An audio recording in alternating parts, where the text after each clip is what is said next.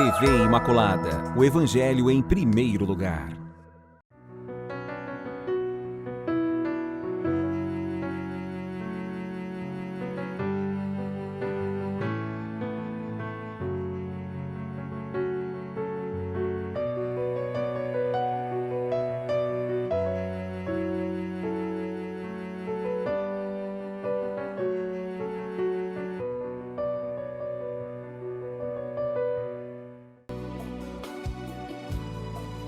Olá, com muita alegria no coração, nós estamos começando o programa Respostas de hoje. Uma saudação muito carinhosa a todos vocês que nos acompanham pela TV Imaculada.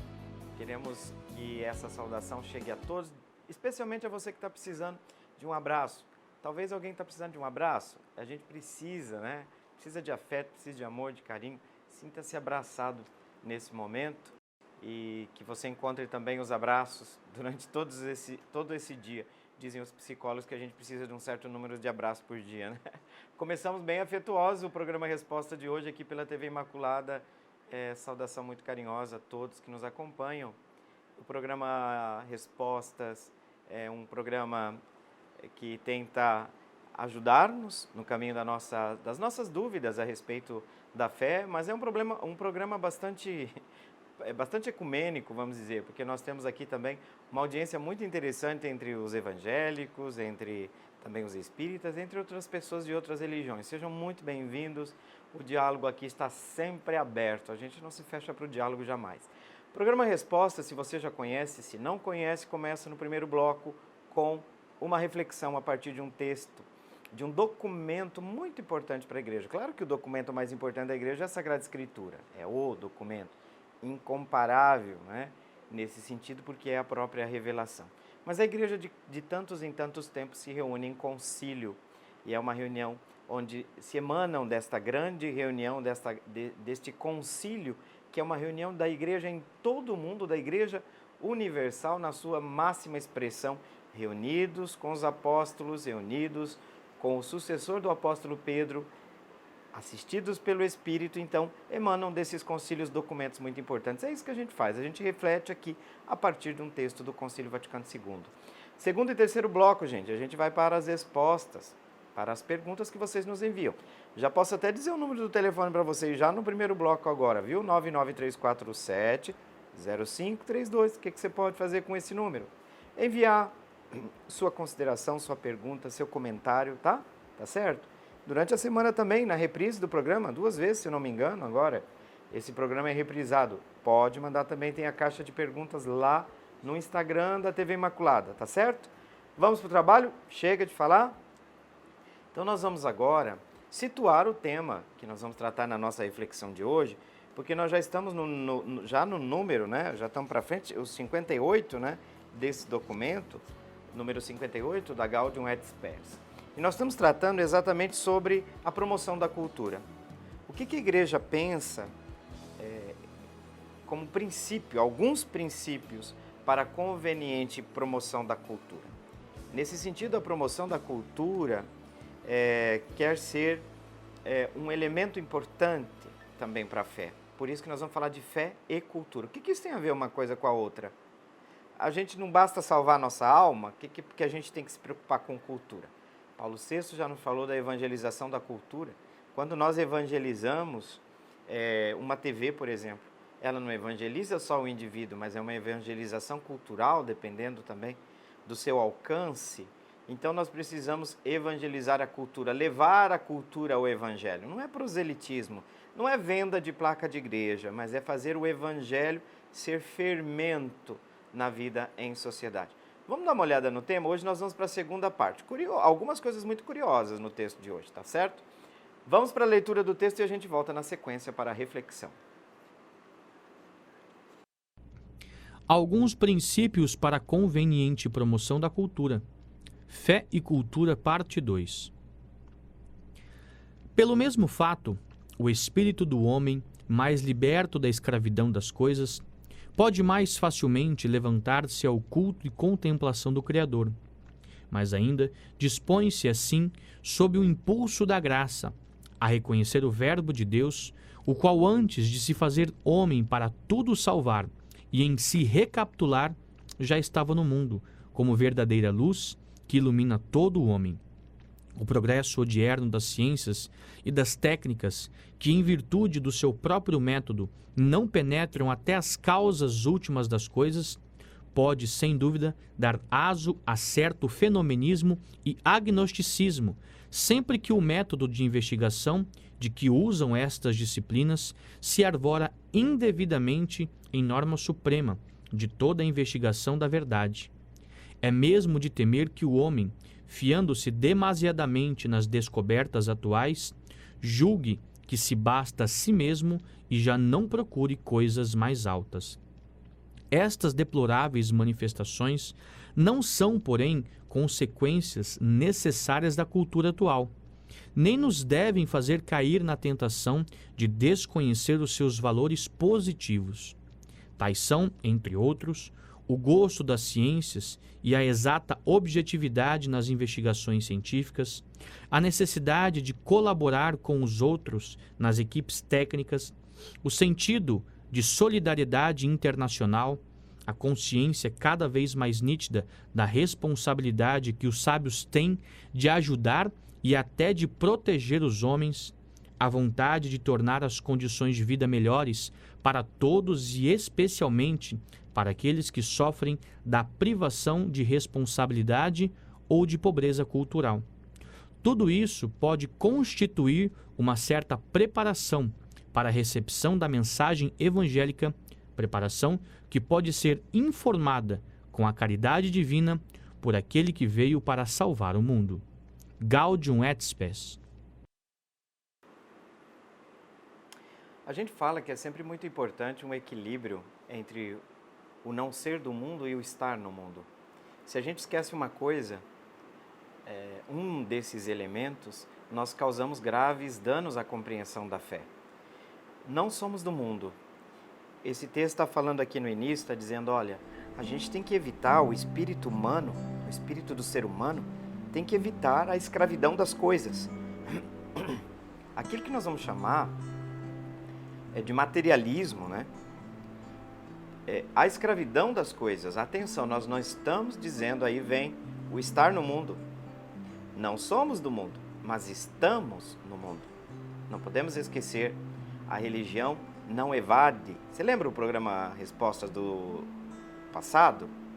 Que falava que o nosso preocupar-se com as coisas do alto não significa que a gente despreza o mundo? O mundo é a criação de Deus.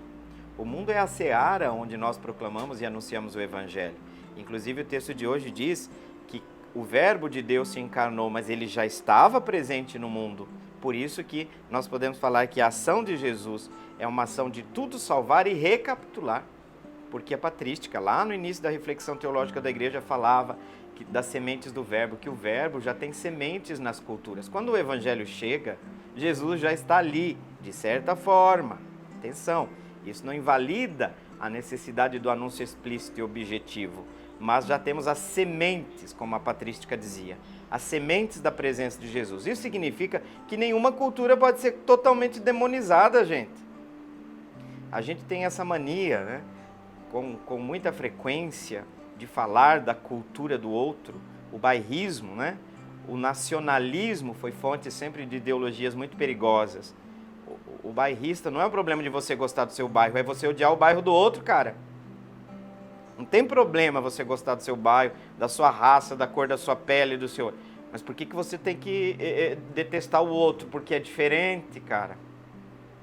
Então aqui, nós estamos diante de uma visão muito equilibrada da situação. Mas a igreja já alerta, ela não mente nesse diálogo, dizendo assim, a gente tem que tomar cuidado, não dá para adorar as coisas. O mundo dá aquilo que ele pode dar na medida que estamos dentro dessas realidades históricas imanentes. Então, quando o espírito se agarra demais, com veneração ao dinheiro, por exemplo, a dimensão material, pesa o espírito humano e a gente esquece de olhar que nós caminhamos para o céu, que nós caminhamos para o alto. Então, o impulso da graça é necessário quando a gente reconhece o Verbo de Deus, o qual antes de se fazer homem, de certa forma já estava presente no mundo como verdadeira luz que ilumina todo homem. Por isso que eu penso que a fé ilumina toda a realidade. Todos os assuntos. Não tem um assunto que não pode estar fora do alcance. E aí vai começar a dizer, olha, que o progresso odierno da ciência, da técnica, em virtude do seu próprio método, não é capaz de penetrar até as causas últimas da essência do ser, das coisas. E aí, quando há uma confusão de campos, onde a ciência quer entrar no campo da teologia, no campo da fé, né, se propaga um fenomenismo que diz ser verdadeiro só aquilo que eu posso provar no método científico, o agnosticismo. Atenção, toda vez que um método de investigação pretende, né, indevidamente passar do campo que lhe é próprio, esse campo é indicado pelo próprio método científico. É verdade também que muitas vezes a teologia e a fé invadiu campos das ciências, mas nós bem sabemos que hoje o diálogo pode ser muito frutuoso. Não dá para pensar a fé sem a dimensão da racionalidade, porque a gente vai cair no fideísmo, mas também não podemos cair numa idolatria, digamos assim, das concepções de ciências, né? Então, veja, nós temos até que temer, diz o concílio, que o homem que confia demasiadamente nas descobertas atuais, chegue à conclusão de que ele se baste a si mesmo e já não procure as coisas mais altas. Então veja que o progresso científico não é incompatível com a fé. Muito pelo contrário, gente. Muito pelo contrário. Então é deplorável, a igreja vai dizer, o concílio vai dizer, essas formas, né, de idolatria que vão exagerar as possibilidades das ciências, tá? E até porque o método da teologia, o método da fé é um outro, né? É um outro caminho. Você não vai colocar Deus num laboratório e dissecar igual um sapo. Nós temos que perceber, mas a religião também tem que ter respeito pelo método da ciência, o método científico, né? Isso é muito importante. Então, olha só, mas também deu um grande elogio aos avanços técnicos científicos e coisas que são muito importantes, valores positivos do nosso tempo atual. Tem coisas que a gente precisa cuidar, mas tem coisa muito positiva. Vamos saber, vamos ver o que a igreja lista? O gosto das ciências. Bacana. Olha só, a exata objetividade nas investigações científicas. Isso é muito bacana, né? Isso a gente chama de ciência positiva. Outra coisa, a necessidade de colaborar com os outros nas equipes técnicas, esse espírito de colaboração. Também é muito positivo no mundo atual o sentido de solidariedade internacional, de cooperação internacional, a ONU, né? Um grande avanço. Também é muito positivo nos dias de hoje a consciência cada vez mais nítida da responsabilidade que os sábios têm de ajudar e até de proteger os homens. A ciência a serviço da humanidade, né? Também é positiva a vontade de tornar a condição de vida do ser humano melhor, sobretudo daqueles que sofrem privação do essencial.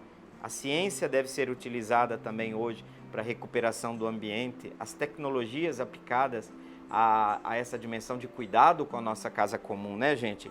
Olha só, que bacana, tanta coisa positiva. Tudo isso, segundo a igreja, pode se constituir, olha só, já estamos terminando, mas eu preciso dizer isso aí, a equipe aqui me desculpe. Precisa ser dito que tudo isso constitui uma certa preparação para a recepção da mensagem evangélica. É preâmbulo, sinais de que Cristo está presente na cultura, ainda que o evangelho explícito não tenha chegado. Que bonito, gente. Que bonito ouvir isso da igreja, porque hoje a gente ouve tantos pregadores apocalípticos, né?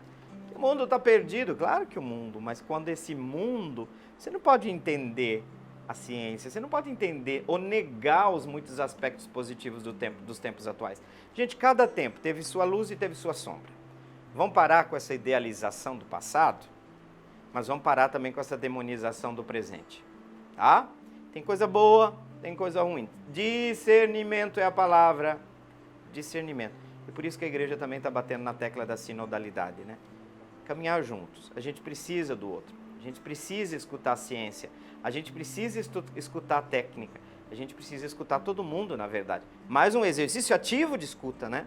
Um exercício ativo de escuta. Tá certo? É isso. Equilíbrio, Nossa Senhora do Equilíbrio, rogai por nós, coisa boa, né? Gente, vamos para o intervalo. Número do telefone, quer enviar pergunta já, dá tempo ainda para a gente responder no segundo ou terceiro bloco. 993470532. A gente já volta, o intervalo é breve. Tchau, tchau.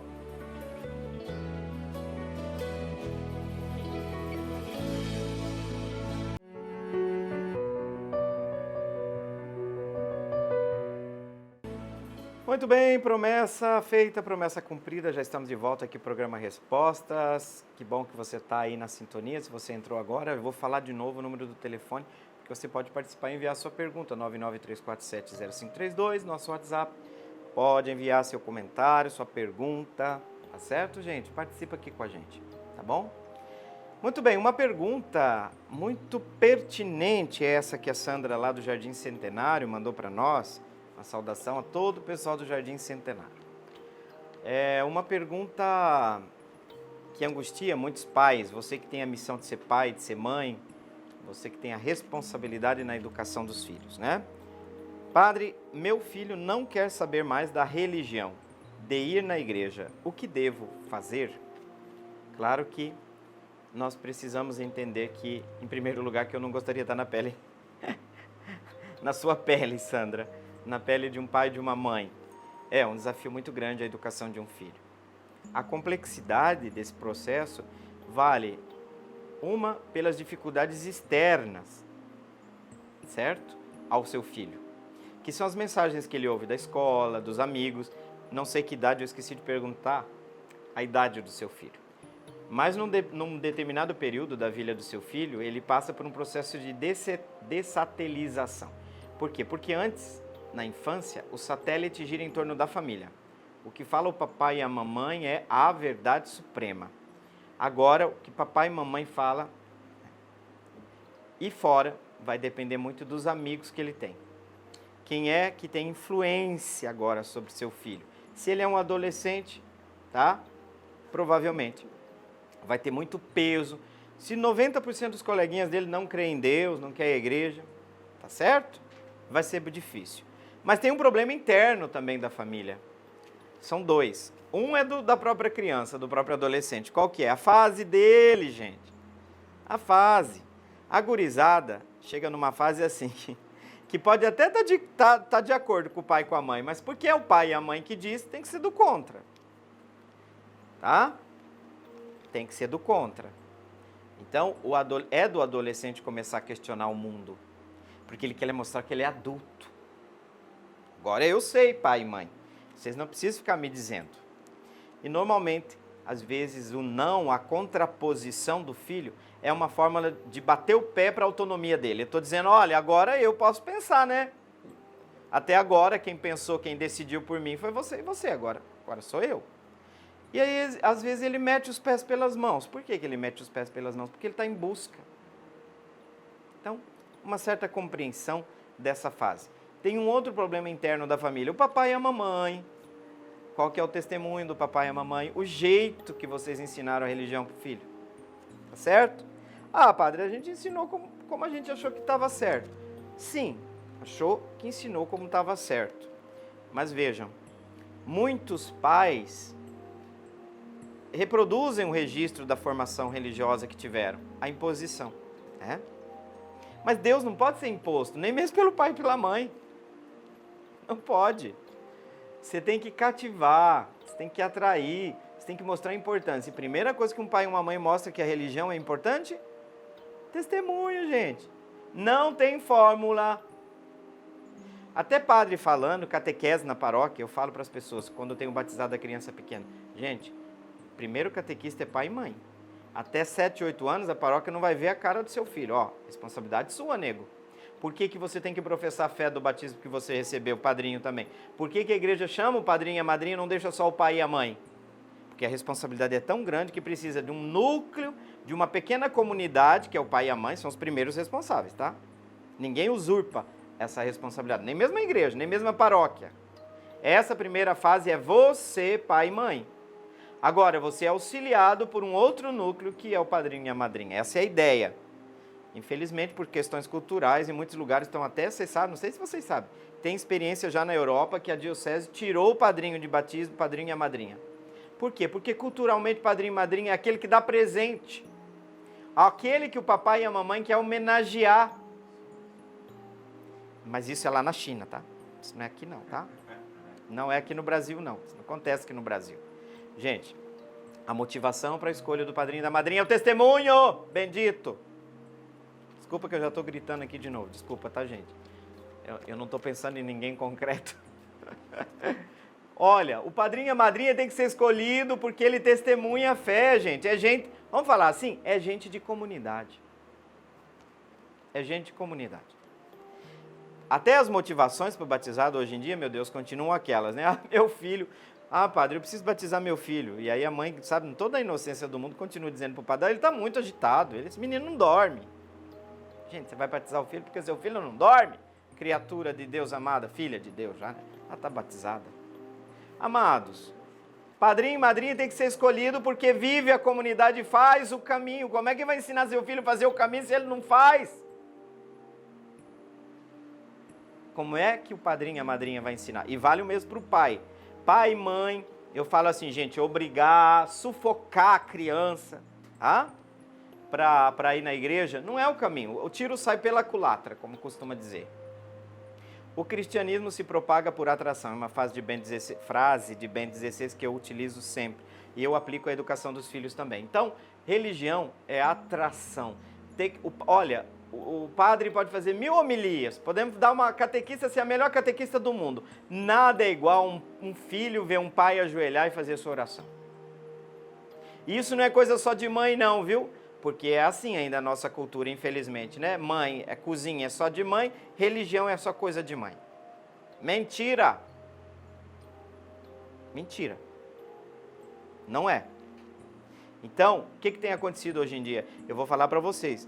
Tem criança que começa a ir na catequese e depois converte os pais. Eu tenho cuidado com a palavra conversão, porque às vezes as pessoas crescem o nariz em cima da pretensa perfeição. E aí cai no orgulho, né? Então vejam, por favor, testemunho dos pais. E testemunho dos pais não quer dizer que você tem que ser muito rígido para a educação do filho. E testemunho, eu falo, desde pequenininho, sinais em casa, criança vê coisa concreta. O tercinho no berço, o terço no carro, o crucificado na entrada da casa, a leitura do evangelho, momentos de oração em família. Não queira impor para o seu filho aquilo que você não fez. Eu falo no batizado, gente, vamos dar agora a primeira bênção para o afilhado. Mas minha família não tem costume de pedir a bênção. Como é que começa um costume? Padre, eu não tive esse costume. Meu filho, um costume começa começando. Ensina, pai, mãe, bênção antes de dormir. Não é, pelo amor de Deus, rezar juntos uma vez por semana. Padre, nós não somos muito religiosos. Então como é que você quer passar a religião para o seu filho? E eu vou dizer uma outra coisa. Jovem começa a procurar os defeitos das pessoas religiosas. Então, às vezes, o filho não vai muito na igreja porque ele olha para você e para mim, viu? Ele fala, esse povo aí vai na igreja? Entendeu? Você chega da igreja falando mal, que você viu a roupa da pessoa, que o padre, falando mal do padre, a criança está escutando. Aí a criança quase que quer perguntar para você, pai e mãe, por que vocês vão para a igreja se você chega só falando mal de todo mundo? Então eu digo que alguns adolescentes, não é só por birra, não. É porque eles identificam nossa incoerência. Não estou falando isso de você, Sandra. Você sabe que as perguntas que vêm aqui na resposta, eu faço um giro panorâmico. Não estou falando concretamente de você. Mas olha o próprio testemunho. Muitos pais, em relação à fé dos filhos, estão colhendo o que plantaram. Ponto. Estão colhendo o que plantaram. Vou me acalmar um pouquinho agora, tá, gente? Estão colhendo o que plantaram. Então, como é que a gente atrai nossos filhos para Deus, para a fé? Nosso testemunho, uma pedagogia cristã, uma pedagogia evangélica, de levá-los a perceber a importância de Deus, de Cristo, da bondade, do ser bom, não apresentar uma religião legalista. Eu tenho muita preocupação com o ensino que dão para os coroinhas, por exemplo, nossos filhos pequenos. Porque é muito baseado em rubricas, leis, normas. A ideia que o jovenzinho fica, igreja é lei. Tem que tomar um pouco de cuidado. Eu falo que os padres têm que estar um pouco mais atentos à formação dos coroinhas. É a lei do pode e não pode. Mas e essa criança já fez experiência de Cristo? Eu vejo em muitos lugares. O jovem começa a participar dos coroinhas e não existe mais missa para ele. Ele vai na missa, mas ele não está na missa. Porque ele está preocupado com a função que ele tem que fazer ali. Tanto que eu já falei, olha, por que vocês saem meia hora antes para vocês buscarem o turíbulo na hora da proclamação do evangelho? Você não vai participar da missa? Está todo mundo olhando para vocês. E fica lá dentro, pipipi, pipipi, pipipi. E a palavra de Deus sendo proclamada. Tá entendendo? Então, essa rigidez, gente, não funciona mais. Tá? Eu sei que no meu tempo, você fala assim, no meu tempo meu pai me olhava. Seu tempo, maravilhoso o seu tempo. Amei seu tempo, maravilhoso. Eu queria voltar, inclusive. Você consegue voltar 1 segundo do seu relógio ou bendito é o fruto? Não é o tempo que a gente vive. Ah, mas... Que saudosismo. Resolve isso, gente. Agora, tem muita coisa boa do passado? Tem. Tem sim. Que a gente precisa retomar? Tem sim. Mas não idealiza, né, gente? Oh, paraíso não existiu na Terra depois que nós somos expulsos, não, viu? Não vem com essa pro meu lado, não. Então, conversar com seu filho, ver as amizades que ele tem. É importante você saber, sobretudo eu estou falando aqui do menor de idade. Ser pai precisa saber sim, gente, qual que é a companhia dos seus filhos. Sim, senhor. Sim, senhor. Tem que saber quem são os seus filhos. E agora a internet, tá, gente? Pelo amor de Deus. Ah, meu filho tá bem, tá em casa. Mas a internet traz o mundo pro seu filho dentro do seu quarto. Tá?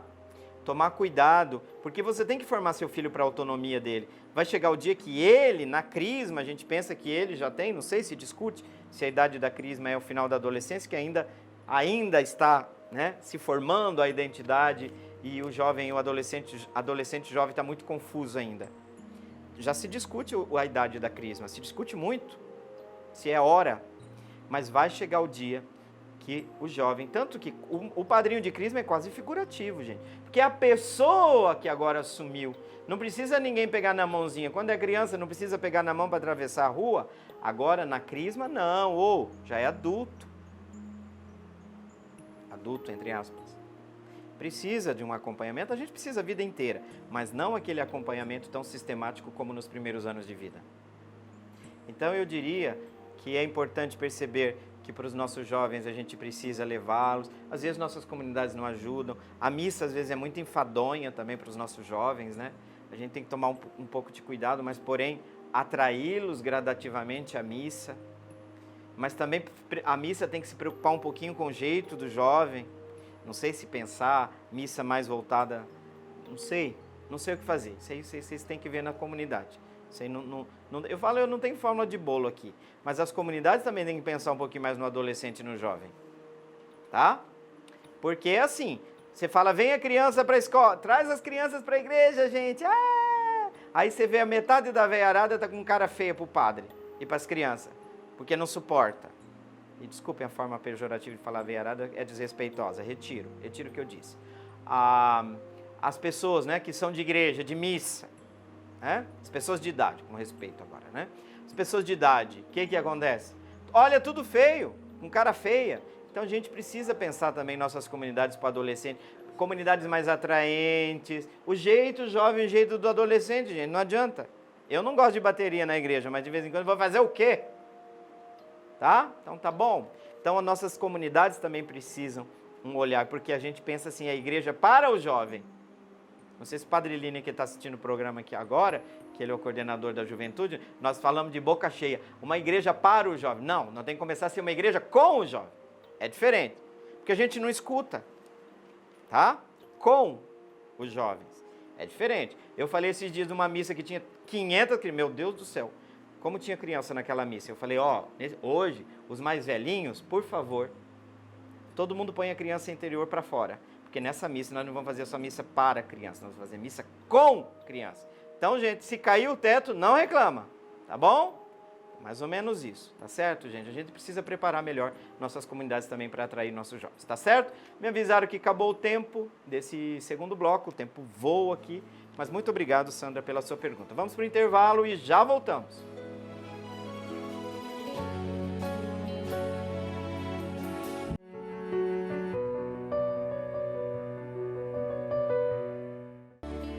Estamos de volta, saudação para você que está aí com a gente, terceiro e último bloco do programa Respostas, depois da pergunta, deixa eu ver aqui a pergunta da Sandra, né, sobre como educar o filho que não quer mais saber da religião. Nós vamos agora para uma pergunta muito pertinente para esse tempo que nós estamos nos preparando para viver, a Semana Maior, também chamada agora de Semana Santa. Os cristãos primitivos, os cristãos da primeira geração chamavam a Semana Maior. E a pergunta é exatamente sobre a Sexta-feira Santa. Rose, da Aero Rancho, tá? A Rose está perguntando por que não há missa na Sexta-feira Santa nas comunidades.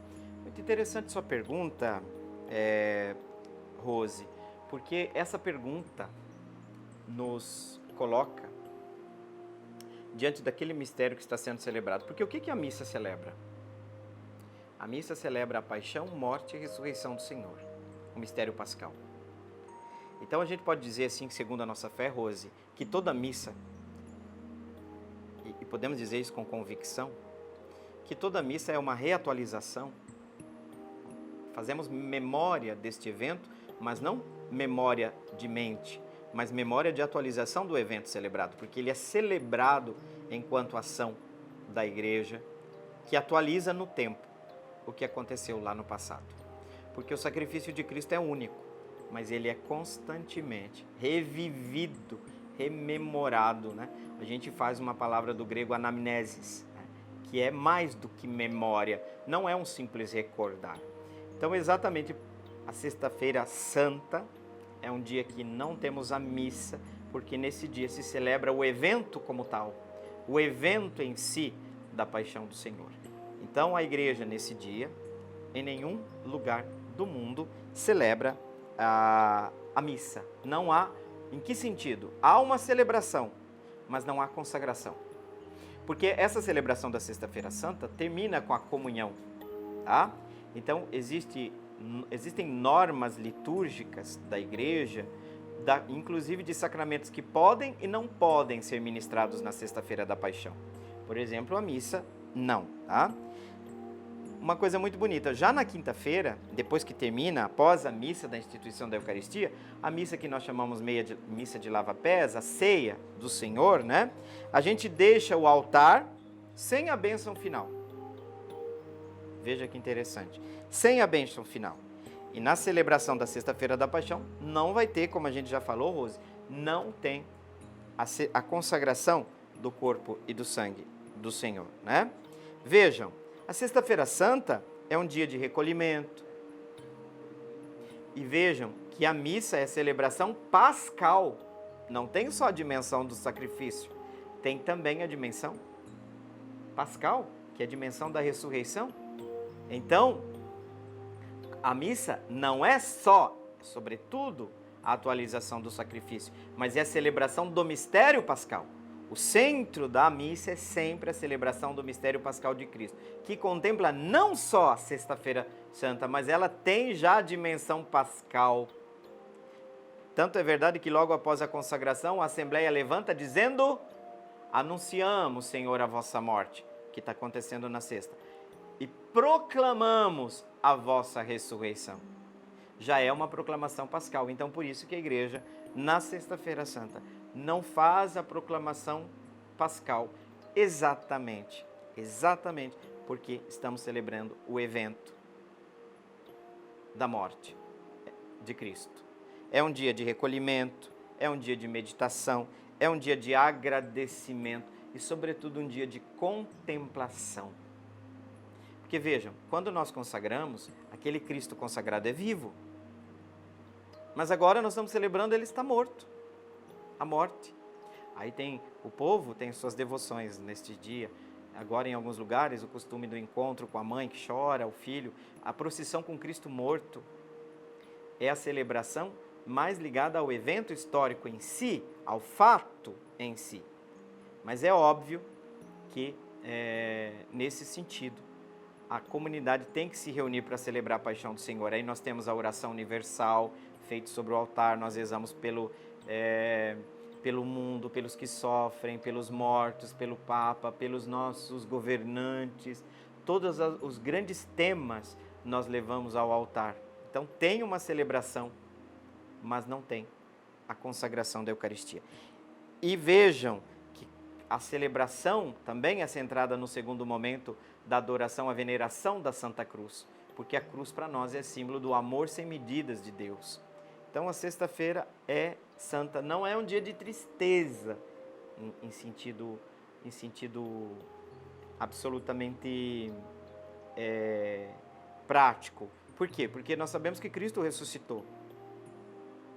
É um momento celebrativo, mas você não pode lembrar que você tem que voltar na sexta-feira para ressuscitar Jesus, né? No sábado, desculpa. Você tem que voltar no sábado, da vigília do domingo de manhã.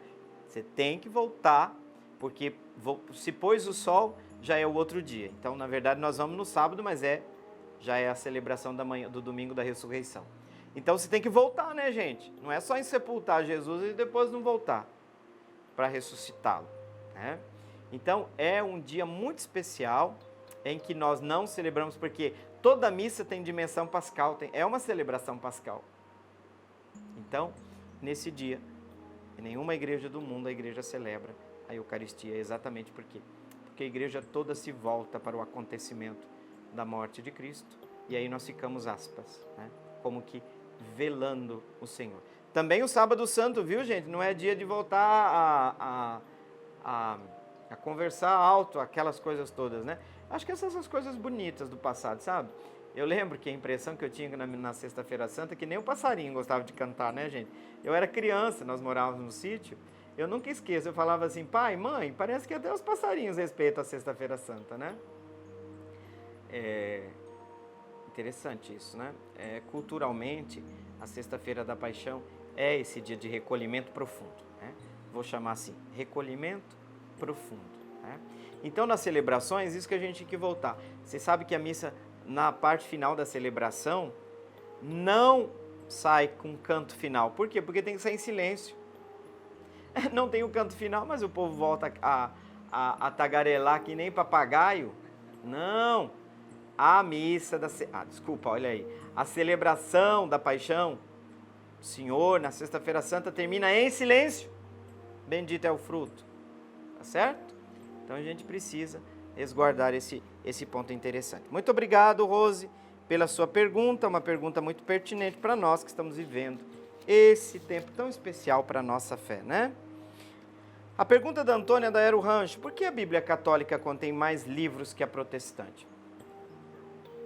É uma boa pergunta e eu quero começar dizendo que aquilo que tem, eu vou partir daquilo que nos une primeiro, tá? 95%, podemos assim dizer, da Bíblia católica é a mesma que a Bíblia protestante. Ou não sei qual que é o termo que vocês preferem, os cristãos reformados, pentecostais, enfim. O nosso problema é de interpretação. Tem problema de tradução também? Pode haver, porque a gente tem que primar também compreensão, mas a busca da compreensão do texto não pode trair o texto, a tradução, tá? Mas 95% da Bíblia do cristão católico, de confissão católica, é o mesmo que os cristãos reformados, protestantes, pentecostais, evangélicos. Vou usar o termo evangélico para usar como síntese. O que acontece? Se 95% da Bíblia é a mesma, significa que não tem uma Sagrada Escritura católica e uma Sagrada Escritura reformada. Tá? Não. Dito isso, vamos para o segundo passo. Mas há diferenças. Por quê? Porque houve, num processo de tradução, tá? Se percebe que a maioria, 98% dos textos do Antigo Testamento foram escritos na língua original, o aramaico, né, o hebraico. Agora aqui o professor de Bíblia tinha que me ajudar. Não sei se o hebraico, o aramaico ou os dois. De qualquer forma, o que eu quero dizer aqui, não escreveu em grego. mas parte dos textos do Antigo Testamento, sobretudo no período final de redação, foi escrito em grego. Quando foi feita a tradução, um grupo, quase, eu vou dizer assim, um pouco de maneira jocosa, achou assim que Deus não fala em grego. Então, não aceitou esses textos em grego como revelação. Quantos textos são? Quantos são livros? Tem livros e parte de um livro, tá? Mas dá em torno de 7 livros. E aqui, então, a Bíblia católica possui essas 7 livros a mais que os livros que ficaram com a tradução desses 7 livros a menos, sobretudo também por uma questão linguística, a questão da tradução no grego. Tá certo? Então, o que eu gostaria de dizer era isso. Eu queria começar falando que não tem 2 Bíblias. Tem 2 Bíblias. Nossas questões são pautadas muito na interpretação. E mesmo, vamos ser bem francos, o mundo evangélico, a gente coloca todo mundo dentro do mundo evangélico, mas é um mundo de interpretações. E como é que começa normalmente a história do início de uma nova denominação? Uma questão de interpretação. Uma questão de interpretação do texto, onde você vai ver determinadas ênfases a partir da interpretação da Sagrada Escritura. Então a gente precisaria, é claro, de tomar muito cuidado com a interpretação da Bíblia. Muito cuidado. Sobretudo quando a gente vê que as pessoas estão dando justificativas bíblicas para o que não é bíblico. Perigosíssimo isso, né? O perigo também no país hoje, eu falo, um perigo muito às portas, o perigo do fundamentalismo. A leitura fundamentalista da Sagrada Escritura é muito perigosa. Tá? Que o diga o mundo muçulmano, que não é todo mundo muçulmano que faz a interpretação fundamentalista do Alcorão. Eu estudei com um fiel muçulmano, ficamos muito amigos, e eu com frequência nas nossas conversas voltava para o assunto do Alcorão, da interpretação. Até ganhei um livrinho dele que falava das compatibilidades. Não sei onde que está esse livro, mas eu achava muito legal. E ele era daqueles que 5 horas da manhã, a hora que aparece o sol, perdoe-me as pessoas de fé muçulmana, a minha ignorância, né? Mas eu via que a hora que estava surgindo o sol, ele estava lá fazendo sua oração. Então eu posso dizer que era uma pessoa praticante. E o que ele me disse? Ele falou que realmente a gente olha o Islã pela interpretação fundamentalista dela, tá? Como na nossa Sagrada Escritura também, gente. Se você quiser justificar matar, tá? Você vai pegar textos do Antigo Testamento e você dizer, mas Deus mandou matar. Entenderam? Então, cuidado, que se nós não cuidarmos, se nós não protegermos a exegese bíblica, a ideologia fundamentalista é muito perigosa. No Brasil que o diga. É um tempo muito perigoso, né? É sempre às portas essas interpretações. Então eu digo assim, Antônia, que não precisamos ficar ressaltando essas diferenças. É claro, por exemplo, quando a gente fala de uma verdade da fé católica, nós temos que entender que essa verdade ela às vezes não vai estar necessariamente explícita na Sagrada Escritura, mas tem que estar implícita. O que significa isso? Jamais em contradição com o texto bíblico. Já os irmãos de visão reformada, não. Eles procuram a presença explícita dentro do texto sagrado, né, do texto escriturístico. E aqui a gente precisa tomar muito cuidado com isso, já que você falou, eu entrei no tema da interpretação, exatamente por isso. Então nós temos tema, por exemplo, temas que são verdades de fé como purgatório para a visão católica, de confissão católica, e ela vai encontrar respaldo bíblico, por exemplo, em textos que os reformados não têm. E aí dá um pouquinho mais Mas não é que nós não procuremos o fundamento bíblico. Se não tem fundamento bíblico, não pode ter nem fundamento nem na própria tradição, né? Então, porque a revelação para nós é a palavra de Deus que se manifesta na Sagrada Escritura e na Sagrada Tradição. Isso no caso da visão de fé católica, de profissão católica. Muito bem, chegamos ao final do programa, gente. Abraço enorme para todos vocês que acompanharam o programa Respostas e queremos invocar a bênção de Deus, como nós fazemos de costume aqui, tá certo? A bênção de Deus pela intercessão daquela que São Maximiliano Maria Kolbe invocava como Imaculada, toda de Deus. Por isso, que ela seja intercessora para nós dessa bênção que vem do nosso Deus, que é Pai, Filho e Espírito Santo.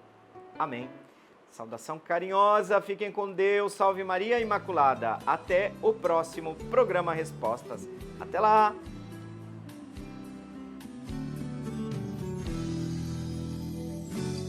Meu coração é para ti, Senhor. Meu coração é para ti, Senhor. Meu coração é para ti, Senhor. Meu coração é para ti.